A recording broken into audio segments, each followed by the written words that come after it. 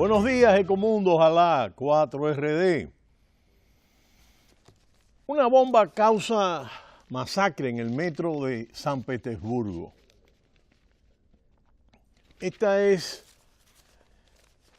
un nuevo atentado terrorista, en este caso golpea a Rusia, y es sumamente relevante, sobre todo si tomamos en cuenta la ruta crítica que han seguido los actos terroristas desde Bataclan en París hasta el aeropuerto de Bélgica, luego vuelve a Francia, luego va a Alemania, en el interín fue a San Bernardino en Estados Unidos, luego en Florida, luego Inglaterra, en el centro prácticamente, cerca del Parlamento, y ahora en Rusia, que justamente en San Petersburgo, que justamente está viniendo a jugar un rol muy importante en esta nueva coyuntura mundial. Y esto es muy relevante, ¿no? Muy relevante, sobre todo en torno a la guerra de Siria, que lleva 5 millones de desplazados y es una de las fuentes importantes del tema de la inmigración europea, adicional a la inmigración económica, producto de la crisis en Grecia, y la del África subsahariana, que sube por el Mediterráneo y que ha causado una multiplicidad de muertes en el mar. Al mismo tiempo, esto ha revivido algunos episodios de la Guerra Fría con características y connotaciones muy diferentes. Y todo lo que es, todo el debate de la participación de Rusia en las elecciones norteamericanas, que ha sido objeto recientemente de una declaración por parte de una comisión presidida por un republicano y un demócrata. Además de todo el tema planteado por los servicios de inteligencia de la CIA y al mismo tiempo por todo lo que ha implicado el nombramiento del jefe de seguridad, que tuvo que abstenerse de parte del presidente Donald Trump.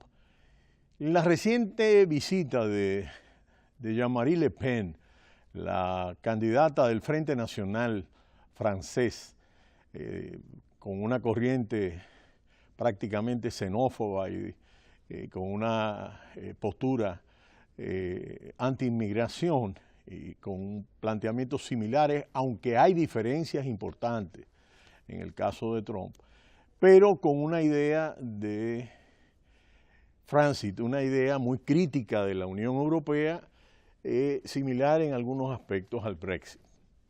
De manera que marco esa pauta. Al mismo tiempo, es interesante sobre todo cuando veníamos analizando, porque esto es parte de un mismo proceso, no está separado. Incluso la globalización y el impacto más adverso sobre las naciones industrializadas occidentales y más beneficiado las economías asiáticas, al mismo tiempo que todo el tema relativo a cómo la crisis, la gran recesión 2008-2009 ha dejado, junto con este proceso, afectado a estas naciones industrializadas. Esta crisis surgió en Estados Unidos, pero tuvo un impacto global, y al mismo tiempo los procesos de robotización y de tecnificación que nosotros hemos comentado. Siguiendo el hilo conductor de la Unión Europea, luego de su 60 aniversario y la salida del Reino Unido que hemos visto luego de la entrega del embajador británico al presidente Donald Tusk del Consejo Europeo. Y lo interesante, sobre todo, ver cómo estos aspectos de crisis ya se venían presentando de manera importante en el surgimiento y en el desarrollo de la Unión Europea. Y estábamos colocados en términos del Tratado de Ámsterdam y los desafíos tras este tratado es sumamente relevante, sobre todo a partir de la dramática ruptura de Yugoslavia y la vuelta de la guerra al continente europeo. Recordemos que este fue uno de los aspectos esenciales que perseguía, además de la reconstrucción de Europa con el Plan Marshall por Estados Unidos, lo cual ha mostrado la urgente necesidad de que la Unión Europea se halle en condiciones de actuar y prevenir y no solamente reaccionar ante los acontecimientos exteriores. La crisis yugoslava puso de nuevo en evidencia la debilidad de los estados europeos cuando reaccionan de manera dispersa ante una crisis internacional. El principal problema de la política exterior y de seguridad común puesta en marcha por el Tratado de Maastricht es la evidente desproporción que existe entre unos objetivos ambiciosos y los medios escasos con los que cuenta la Unión Europea para llevarlos a cabo. La principal novedad que introduce el tratado es la creación de lo que los analistas han denominado el señor PESC, es decir, el que preside la política exterior y de seguridad común de la Unión Europea. Javier Solana, antiguo ministro español y es secretario general de la OTAN, ha sido en 1999 el primer europeo designado para este puesto. El alto representante para la PESC, que tiene también el cargo de secretario general del Consejo de la Unión Europea, es el encargado de asistir al Consejo en las cuestiones que correspondan a la PESC y contribuir a la formulación de una política exterior comunitaria.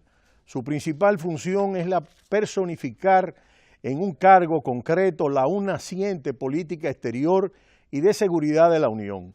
Javier Solana también ha sido nombrado en 1999 secretario general de la Unión Europea Occidental. Su principal función es la de personificar en un cargo concreto la aún naciente política exterior y de seguridad de la Unión. También Javier Solana ha sido nombrado en 1999 secretario general de esta Unión Europea Occidental.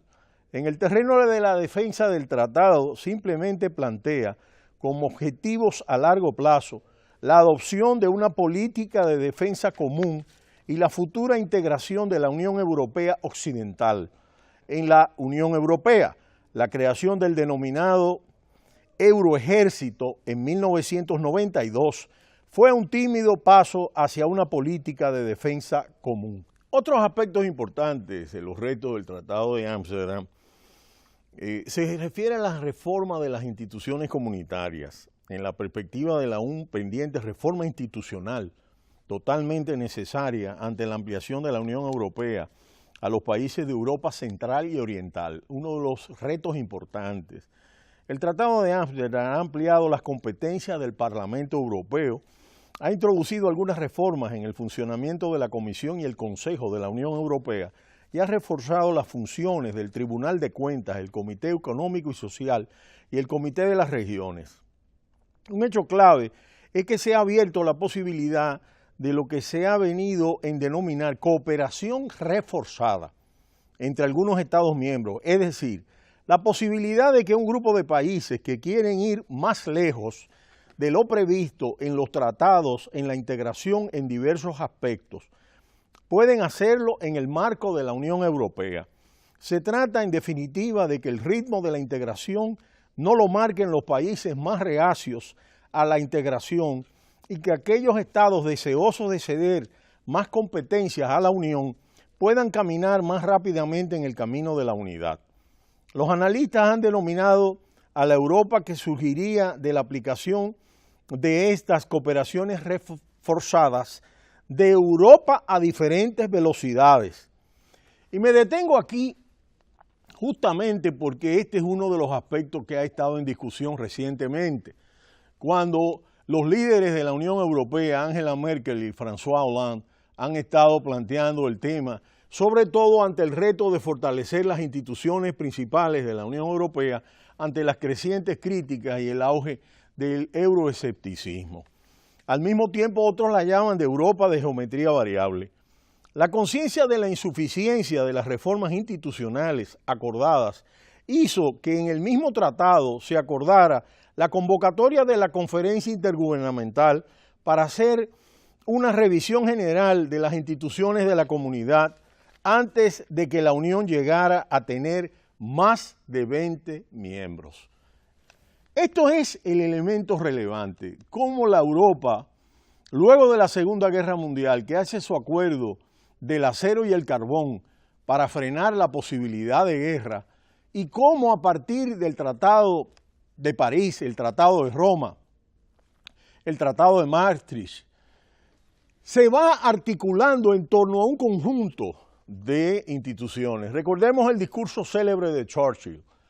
El futuro de la Unión Europea debe verse como lo que se logró en los Estados Unidos con la unión de los diferentes estados. Esa visión pragmática y de visión de perspectiva.